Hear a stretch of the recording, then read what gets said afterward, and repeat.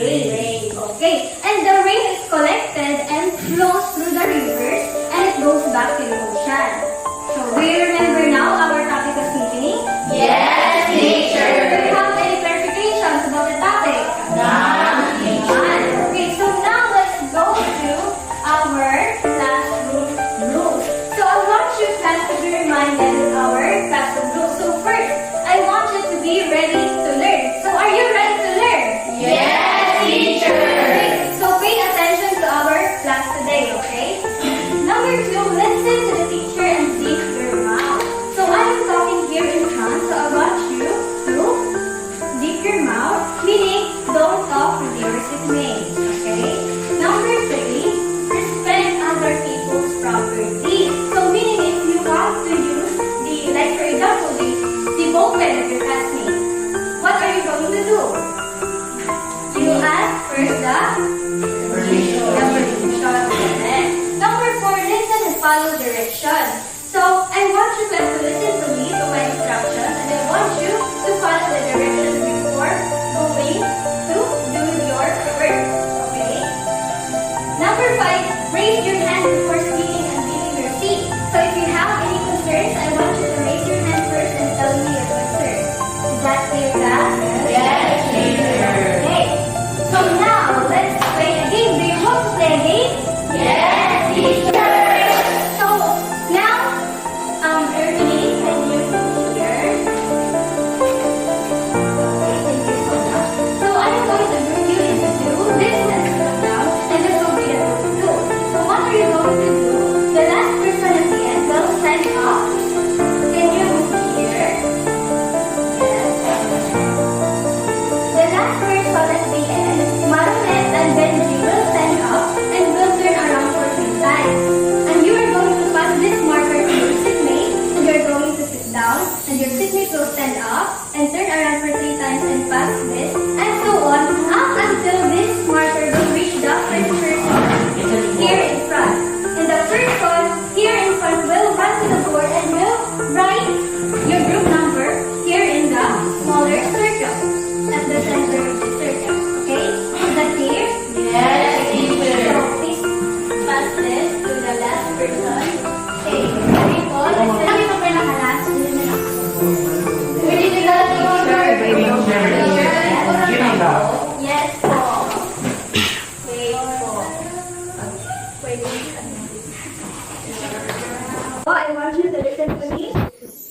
Remember the classroom rule number 2, okay? So you are going to write your group number here at the circle at the center of the circle. That's clear? Clear? Are you ready? Okay. So are you ready? Yes. The last person, please stand up in 3, 2, 1. Second answer. Wait, run. 3, 1, 2, 3.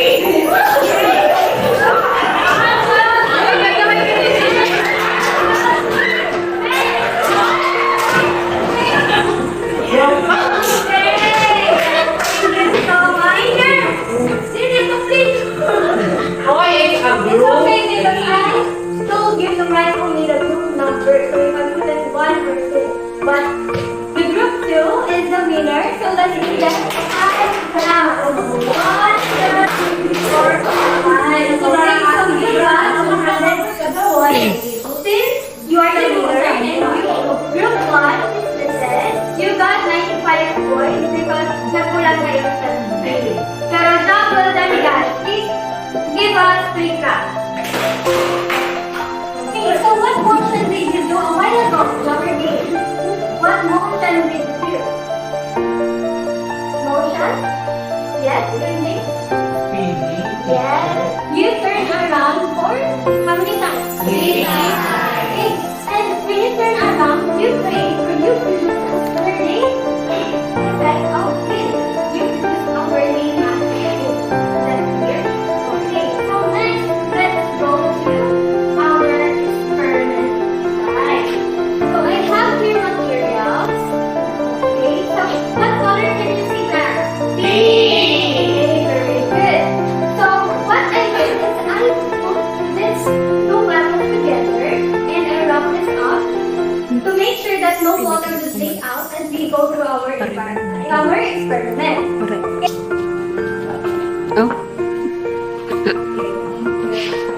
Okay, so I will refer the time duration of the water draining here in the empty bottle. So I will flip this bottle, okay? And would you mind to click this button when I flip this bottle and use tablet also? And tell me the time duration.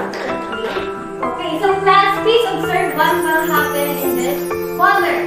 So in 3, 2, 1. Observe what is happening inside this bottle. Okay, so who can explain what happened into the bottle? Who can tell me? Yes, Sandra, you have something to tell me. So, yes, Gideon? Yes? Yes,